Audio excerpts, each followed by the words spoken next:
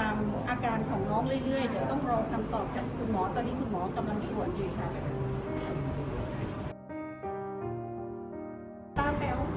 อันนี้ตาเขาผิดหรือว่าตาโดนทำร้ายใช่ค่ะตาเขาบอดเนี่ยเห็นบอกว่าตาบอดข้างนึง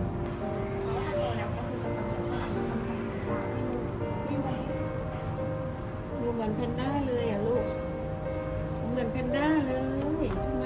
น่ารักอย่างนี้เหรอเห็นบอกว่าตาข้างนี้ก็โดนตีค่ะ